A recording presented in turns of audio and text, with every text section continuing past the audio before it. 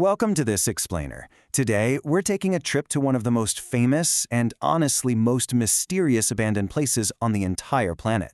We're talking about Chernobyl and the completely silent nearby city of Pripyat. I mean, what actually happened here? How does a city full of thousands of people just vanish overnight?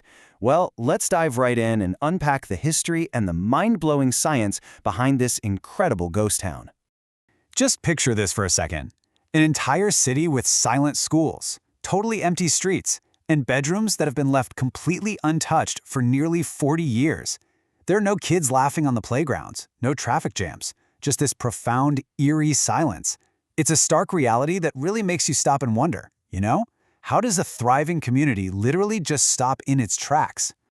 Okay, so let's put this into perspective. Nearly 50,000 people used to call this place home. Built back in 1970 specifically for the workers of the nearby Chernobyl nuclear power plant, Pripyat wasn't some run-down, declining town. It was actually a super vibrant modern hub. Families had these beautiful parks, great public transport, and schools packed with hundreds of students. The folks living there genuinely believed their city had this incredibly bright future ahead of it. Now, to really grasp why Pripyat was booming, we have to look at what all those people were actually doing for work. A nuclear power plant is an absolute marvel of engineering. Instead of burning coal or oil, which is what a lot of places do, it uses tiny particles called atoms and nuclear fuel to create immense heat. That heat turns water into steam, and that steam is what generates massive amounts of electricity for the entire region. And the best part? It does all this without producing smoke from burning fossil fuels. So, the whole process sounds pretty straightforward, right? You've got nuclear fuel creating intense heat, that heat turns water into steam, and the steam spins these giant turbines to crank out electricity. But there's a massive catch. Because this entire operation involves highly radioactive material, every single safety system in this chain has to work perfectly. Like 100% perfectly. There is absolutely zero room for error here. Well, that zero margin for error was tragically put to the test on the night of April 26, 1986. Workers at the plant were running a safety test, which is kind of ironic because it was designed to see how the reactor would handle a power failure. Unfortunately, a perfect storm of problems hit all at once. Crucial safety systems were actually switched off, the reactor became highly unstable, and this led to two incredibly powerful explosions that literally blew the roof right off reactor number 4, sparking a massive fire and sending radioactive material straight up into the atmosphere. But here's the really terrifying part. The biggest threat released that night wasn't the fire itself, it was the radiation. It's this invisible danger. It has no color, no smell, no taste. You can't see it and you can't feel it. And because this threat was entirely invisible, the family sleeping in Pripyat had no clue that highly dangerous radioactive particles were falling all around them. Even the first hours after the blast, kids were still playing outside, people were walking around town, just going about their normal lives, completely unaware of the extreme hazard they were in. Right in the middle of this invisible chaos, though, we find the absolute heroes of the disaster, the firefighters. When those explosions went off, they rushed straight toward the burning reactor to fight the fire and protect the surrounding buildings. They were completely unaware of the lethal doses of radiation they were walking directly into. These men worked incredibly bravely for hours under conditions we can't even imagine. Their absolute courage saved countless lives and honestly stopped this disaster from becoming a whole lot worse. So the very next day, the true reality of the situation hits, and this heartbreaking evacuation begins.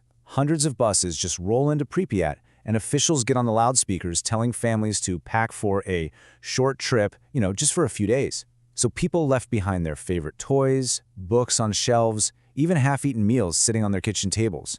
And most tragically, they had to leave their pets behind because they truly believed they'd be back by the end of the week. But that day never came, and Pripyat became a ghost town practically overnight.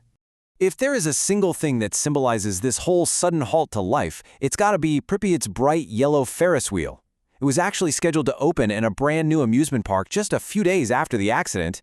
It never got to welcome a single visitor. Today, it just stands perfectly still.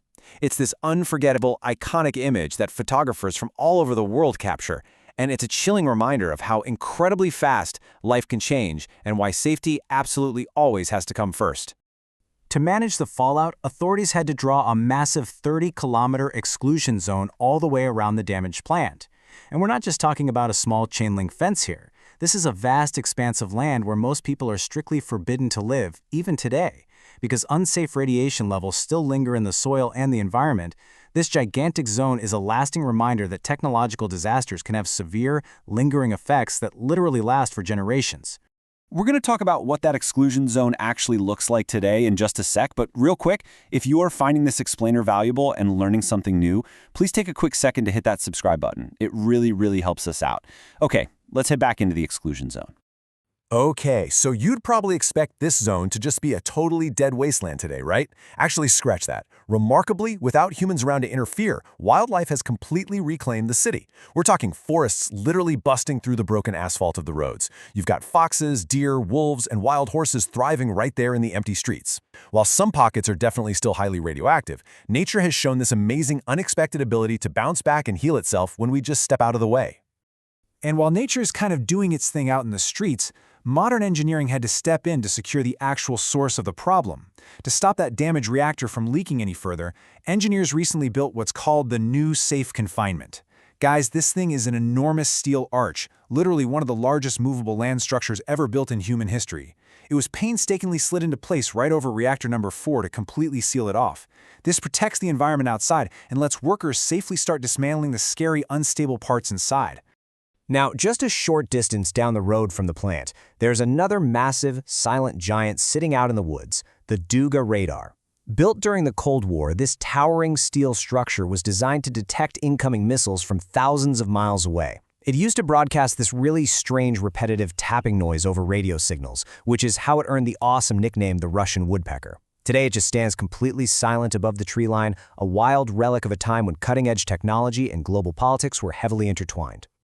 So, knowing all this insane history is just sitting out there frozen in time, you might be wondering, can people actually visit the Chernobyl zone today? And the answer is yes, you can, but it is only through strictly controlled guided tours. You absolutely have to stick to approved routes, follow strict safety rules, and your radiation exposure is carefully tracked the whole time.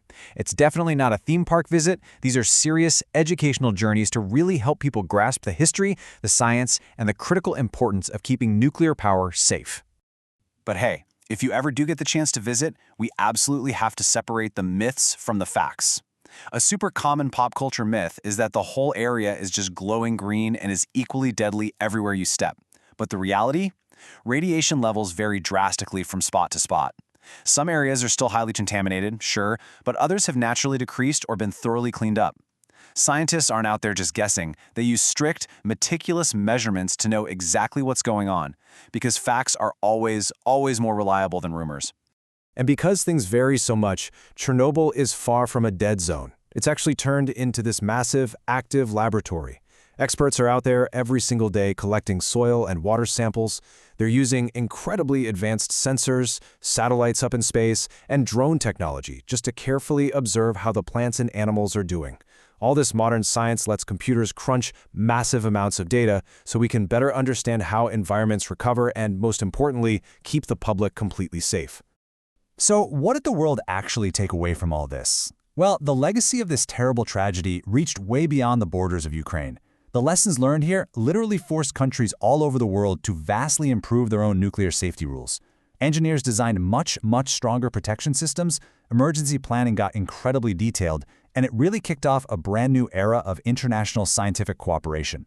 Essentially, Chernobyl became this giant classroom without walls for the entire globe.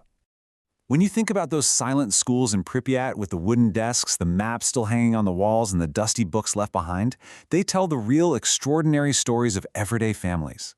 By remembering their past, we honored the incredible bravery of the first responders who sacrificed everything. But more than that, we use this history as a vital guide.